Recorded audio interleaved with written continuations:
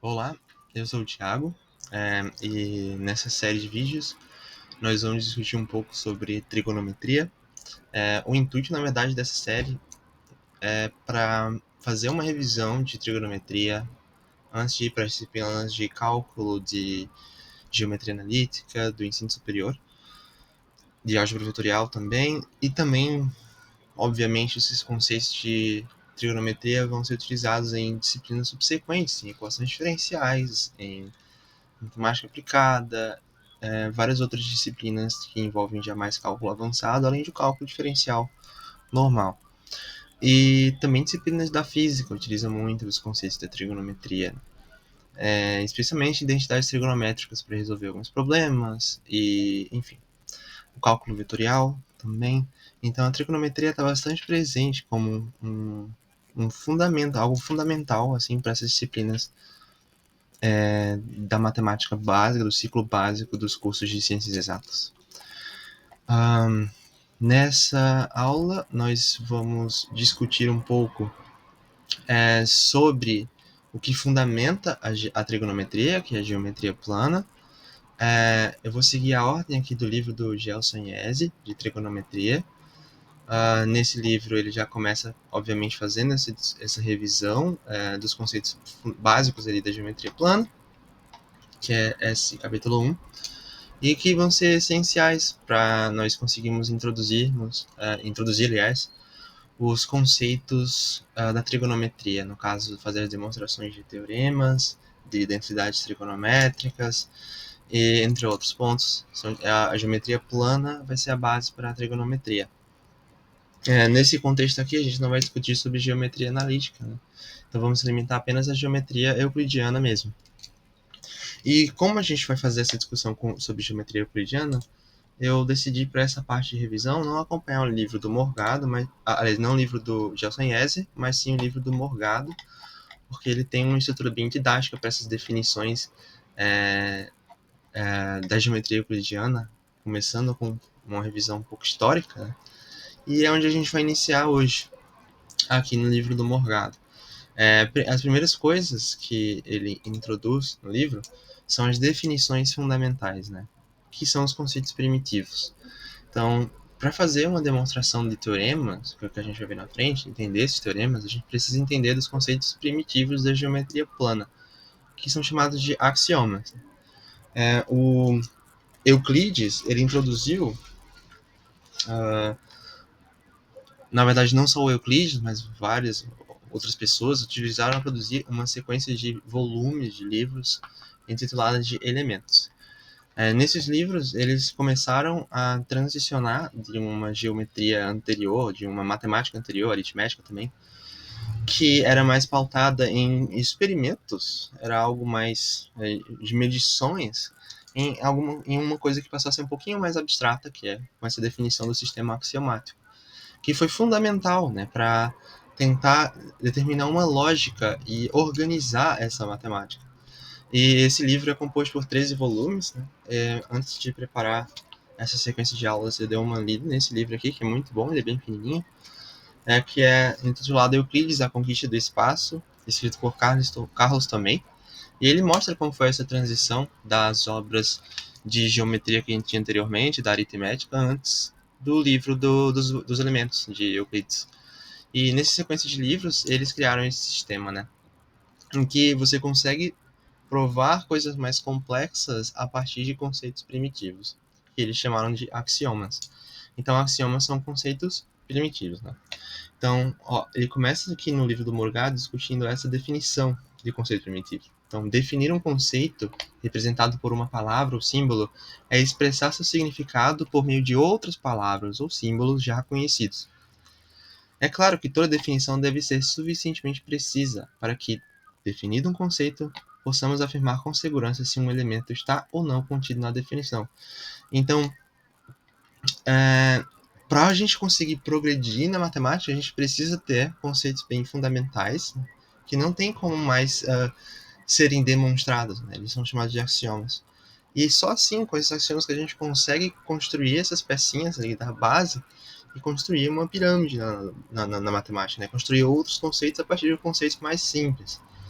Então, o livro Morgado apresenta vários quadrinhos, que é bem interessante, né? Mas, então, falando-se de conceitos primitivos, né, ele discute também no livro que, sabendo que se deve definir um conceito por meio de outros já anteriormente definidos, como discutimos agora, sendo estes também definidos por meio de outros anteriores, e assim sucessivamente, chegaremos a um conceito primeiro, cuja impossibilidade de defini-lo é evidente, pois que não existe nenhum outro anterior.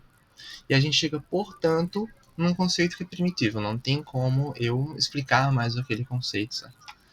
E aqui tem um quadrinho interessante que coloca para ilustrar isso, né? Uma criança perguntando o que é um losango, e o adulto responde que o losango é uma figura formada por 4 segmentos de reta de mesmo comprimento, blá blá blá. Daí a criança vai lá e pergunta: e o que é um segmento de reta? Então, um segmento de reta é toda porção limitada de uma reta, né? Então, se a gente pensar um segmento de reta, vai ser isso daqui. Tá? Ele vai ser limitado, delimitado por 2 pontos, né? É aquilo que, olha, sabe como é, né? Então, a criança em seguida, a criança vai lá e pergunta: o que é uma reta? E aí o cara já começa a dar uma enrolada. Então a gente já definiu uma reta com um segmento que tem uma direção no espaço e é definida por uma sequência de pontos alinhados, né? Mas aí a criança vai ler e pergunta: o que são pontos, então? Então a gente chega num conceito primitivo, um conceito que é uma definição que não tem mais como justificar, né? Então é chamado de um axioma. E aí na geometria plana nós vamos ter vários axiomas que vão ser utilizados para justificar ou desenvolver teoremas, consequentemente. Bem, agora que a gente entendeu, né, o que vimos brevemente o que são esses conceitos, né, de axioma, vamos começar a definir primeiro os conceitos fundamentais e vamos construindo a partir disso agora, dando sequência, né, a esses axiomas da geometria plana. Então, o primeiro conceito que nós vamos ver é o que é um ponto, né? Esse é o conceito mais fundamental. Um ponto é uma estrutura unidimensional e ele vai ser utilizado para definir, por exemplo, o que é uma reta, né? Então, uma reta vai ser um conjunto infinito de pontos numa dada direção do espaço, orientados numa direção específica. Também, consequentemente, a gente consegue definir o que é uma semi-reta, que vai ser infinita, uma reta infinita, não uma reta, aliás, né? Mas vai ser um ordenamento de pontos numa direção, mas ele tem origem em um ponto específico, certo? Não vai para o infinito, nas duas direções aqui. E o segmento de reta, que é o que a gente já viu, né? Que inicia num ponto e termina em outro. Então, esse segmento de reta, ele é finito e é mensurável. E esse é o objeto que é utilizado na geometria plana, né, para construir figuras, por exemplo, como um triângulo. Então, esses objetos da geometria plana são definidos por segmentos de reta, que são mensuráveis. Eles vão ter um tamanho, por exemplo, um tamanho A, certo? Um comprimento. E com isso a gente já consegue definir, né, com essas definições fundamentais aqui, a gente já consegue definir também o que acontece quando eu tenho duas retas aqui, que partem de um mesmo vértice, né, e elas não estão sobrepostas entre si. Então, elas fazem um ângulo, tá, entre elas. E esse ângulo pode ser medido, né, ele vai ser uma medida de abertura em relação a essas duas retas. Então, se a gente definir, por exemplo, aqui, que isso aqui são 3 segmentos de reta, isso aqui A, esse aqui vai ser a origem, esse aqui B, a gente pode determinar que esse ângulo alfa, né, pode ser escrito, por exemplo, como também com essa notação aqui, tá? A, O, B. Opa, peguei a cor errada.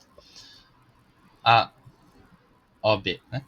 Esse chapeuzinho serve para indicar que esse vértice faz um ângulo com esses outros dois segmentos, né? AO e OB. Tá, e agora que a gente definiu essa relação, a gente já pode definir um axioma fundamental da geometria plana, que é extremamente útil para tudo que a gente vai ver em trigonometria, que é que quando nós temos duas retas que se interceptam num vértice específico, né, que esse aqui vai ser chamado de vértice, num ponto, esses ângulos aqui, chamados de ângulos opostos pelo vértice, eles são congruentes. O que é congruente? Eles são iguais.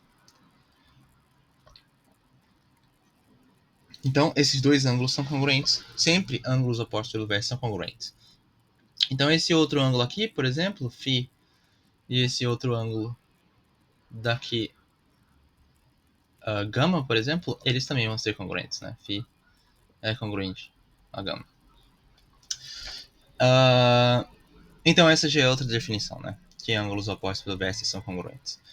A gente vai ter que começar a ter mais definições, né? Primeira definição, a gente vai denominar alguns ângulos específicos que são importantes, né? Que é o ângulo reto, por exemplo. Então, quando essas duas retas elas se interceptam de maneira que uma forma um ângulo reto, ou seja, um ângulo de 90 graus. Né? Então, por esse axioma aqui, né? Que ângulos opostos pelo vértice são congruentes. Isso daqui também vai ser um ângulo de 90 graus, isso também é um ângulo de 90 graus, isso também é um ângulo de 90 graus, e essa é a notação para um ângulo de 90 graus. Isso é uma coisa que é um axioma, que é um conceito fundamental, porque ele simplesmente não é demonstrável assim, né? A gente consegue medir e observar isso de uma maneira lógica na natureza, e isso daqui se torna uma verdade, certo? Então, é um conceito fundamental. Não dá para explicar muito, só é verdade. Se você sempre pegar retas e medir, o ângulo entre elas sempre vai dar, sempre o ângulo oposto, né, pelo vértice vão ser congruentes, né? Você sempre vai obter isso através de um experimento. Então a gente já tem esses conceitos fundamentais aqui, e agora a gente já pode partir para entender uns outros conceitos que vão ser importantes, né? Tá, então agora que a gente tem essa definição já do que é um ângulo reto, também tem outras definições importantes, né? Tomando um ângulo reto como uma fronteira, digamos assim. A primeira definição importante é a definição do que é um ângulo agudo, certo? Então, ângulo agudo,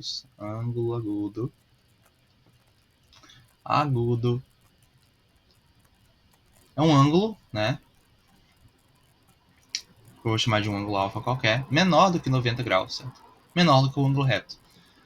45 graus é um ângulo agudo.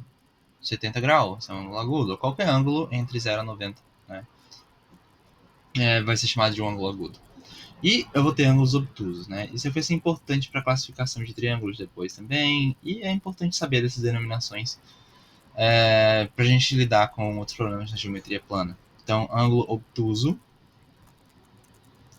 vai ser um ângulo, por exemplo, chamado um ângulo beta, que é maior do que 90 graus, tá? Nós vou chamar assim, né? Na verdade, vai ser entre 90 graus e 180 graus. Maior do que 90 e menor do que 180, né? Menor que 180 graus. E com isso também, eu já vou aproveitar para fazer a definição do que são ângulos adjacentes, né? Então aqui eu já desenhei essas duas retas se interceptando e elas formam um ângulo reto entre si, certo? Aqui, de maneira análoga ao que a gente desenhou aqui em cima. E se a gente agora traçar uma outra reta, por exemplo, fazendo este ângulo aqui, com esta reta. Essa reta da esquerda aqui. Então, ela vai fazer um dado ângulo, vou chamar, por exemplo, ângulo alfa. E esse outro ângulo aqui que resta, né, ela vai repartir esse ângulo reto em dois. Vai ser um ângulo beta, suponha. Onde esse ângulo alfa é um ângulo agudo e o ângulo beta é um ângulo obtuso, por exemplo. Isso é verdade? Não pode ser. Ambos têm que ser agudos, certo? Por quê? Porque isso daqui é um ângulo de 90 graus, certo? Então é impossível ter um ângulo obtuso aqui, tá? Então, beta e alfa são ângulos agudos, eles são menores do que 90. E a outra coisa importante aqui é que a soma dos dois só pode ser no máximo igual a 90 graus, né? Porque eu estou dividindo o ângulo reto em dois pedaços, alfa, um ângulo alfa e um ângulo beta. E alfa mais beta deve com certeza ser igual a 90 graus. Então esses ângulos aqui, nessa situação específica, eles são ângulos complementares. Eles são complementares. E agora vamos ver essa outra situação aqui, tá? Eu peguei uma reta, formando um ângulo que faz um ângulo de 180 graus aqui, né? A gente tem um segmento Aliás, a gente tem uma semi-reta que vai para essa direção, uma semi-reta que vai para essa direção e uma semi-reta para essa direção. De tal maneira que esse ângulo aqui, ó, é de 180 graus, certo? Mas essa reta vai dividir esse ângulo de 180 em dois, ok? Então a gente vai ter um ângulo que aqui, supondo que aqui a gente pode imaginar uma outra reta, este ângulo aqui é um ângulo reto, de tal maneira que esse ângulo que eu vou chamar aqui de alfa também agora, este ângulo alfa vai ser um ângulo agudo, que é menor do que 180 graus, certo? E este outro ângulo aqui, ele é obtuso, certo? Vai ser o nosso beta. De tal maneira que agora, se eu somar esses ângulos, ele só pode resultar no máximo em 180 graus, certo? E isso é chamado de suplementaridade. E esses ângulos são suplementares, ok? Suplementares,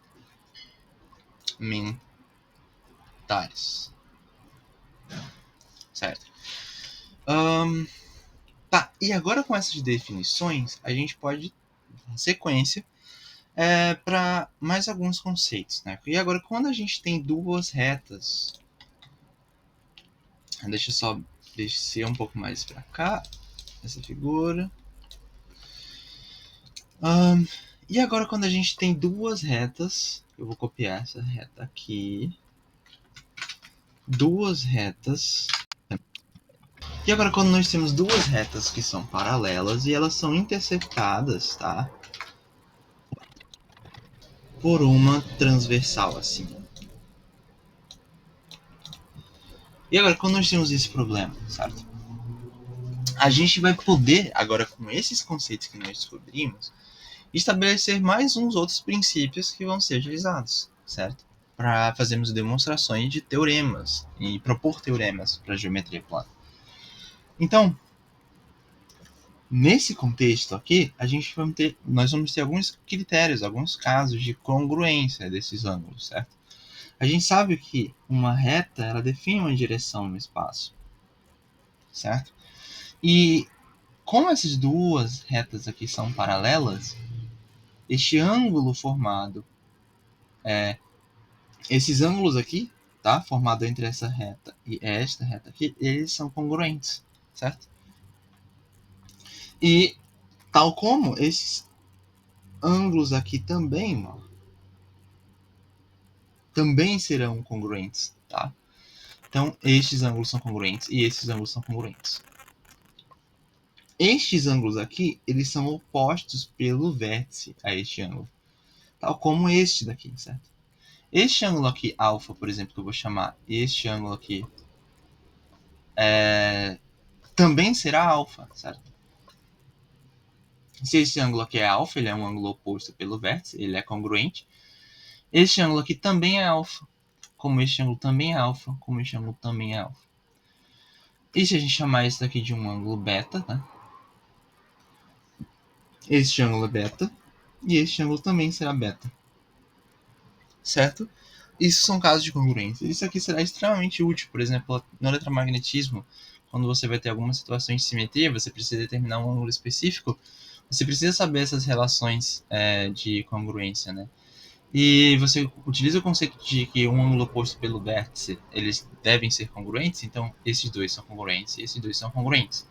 De tal maneira que esses ângulos aqui, esses ângulos internos, ó, esses ângulos aqui, este, esses ângulos são chamados de alternos internos, certo? Eles são ângulos congruentes, né, internamente. E a gente vai ter os alternos externos também, né, que vão ser esses daqui, tá? Esses ângulos são chamados de alternos internos. Aqui também a gente pode determinar os conceitos de o que são ângulos colaterais, tá? Ângulos colaterais, eles são complementares. Aliás, ângulos colaterais, eles são suplementares, tá? O que é colateral? Que estão no mesmo lado. Por exemplo, alfa mais beta deve ser igual sempre a 180 graus, ok? Por quê? Eles são suplementares. Ângulos são colaterais aqui nessa divisão, né? Estão desse mesmo lado, daqui do lado direito da reta, eles são suplementares. Então, e esses ângulos daqui desse lado também, tá? Então, ângulos colaterais são suplementares, e agora com esses conceitos a gente consegue partir para outros, definir agora o que são os teoremas, né, da geometria plana, E claro, que isso aqui são alguns dos conceitos básicos, não vai dar para passar por tudo nessa discussão, mas agora na próxima etapa nós vamos ver agora os teoremas, né? Então, começa com esse quadrinho aqui do Morgado, né, que tem um cara falando, é sempre possível traçar uma reta que passa por dois pontos distintos. E nesse caso aqui é uma coisa óbvia, né? Se a gente tem uma reta, sim, é sempre possível traçar uma reta que passa por dois pontos? Sim, com certeza. E isso é uma coisa lógica. Não tem muita demonstração para isso, tá? E isso parece ser mais algo que é enunciado, é uma verdade, parece um axioma. Só que em um triângulo, o quadrado da hipotenusa é a soma dos quadrados dos catetos. Isso aqui já vai ser o quê? Pitágoras, né? A lei de Pitágoras. Mas não é tão trivial a gente conseguir visualizar que isso é verdade sempre, certo? A gente precisa construir isso a partir de uma demonstração. A gente precisa construir isso a partir de conceitos mais básicos, que são os axiomas. E a partir daí, a gente consegue construir esse teorema, né? Que vai ser o teorema de Pitágoras. Ok? E é isso que nós vamos ver na sequência, nas próximas aulas.